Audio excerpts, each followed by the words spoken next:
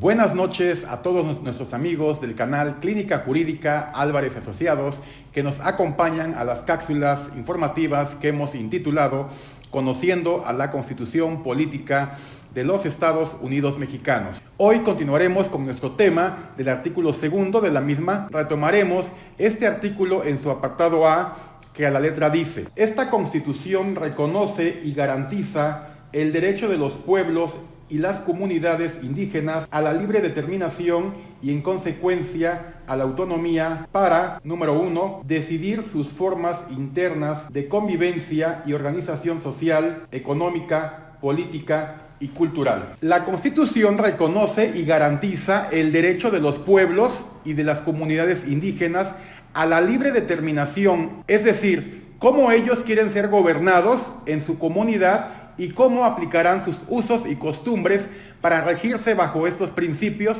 constitucionales. La situación es la siguiente: tenemos una ley federal electoral y las leyes o códigos electorales de las entidades federativas. En consecuencia, el derecho a que ellos tienen está parcialmente garantizado en la propia Constitución. ¿Por qué? Porque no emiten una ley secundaria y de reconocimiento en que ellos puedan organizarse políticamente y jurídicamente. Es cierto que la Constitución les reconoce ese derecho.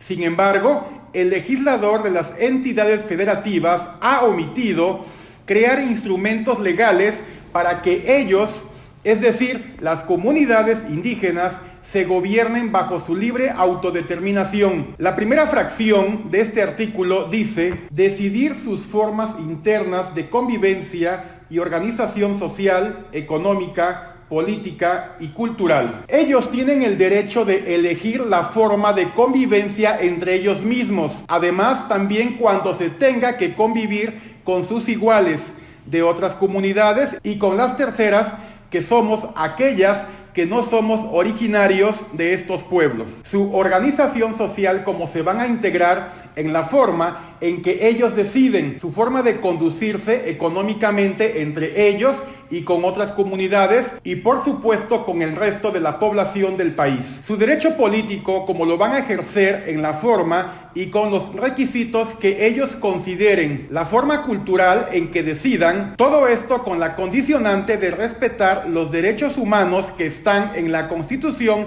Política de los Estados Unidos Mexicanos y en los tratados internacionales. En la segunda fracción dice: aplicar sus propios sistemas normativos en la regulación y solución de sus conflictos internos, sujetándose a los principios generales de esta Constitución, respetando las garantías individuales, los derechos humanos y, de manera relevante, la dignidad e integridad de las mujeres. La ley establecerá los casos y procedimientos de validación por los jueces o tribunales correspondientes. La segunda fracción resulta de suma importancia para evitar muchos atropellos a estos grupos vulnerables en nuestro sistema de justicia. Ellos tienen el derecho constitucional de crear normas para solucionar sus problemas internos. Esta omisión del Estado mexicano podría evitar violación de derechos a estos grupos cuando los administradores de justicia, ante el desconocimiento de estos derechos, se concretan únicamente a su legislación procesal. Esta fracción nos habla de las sentencias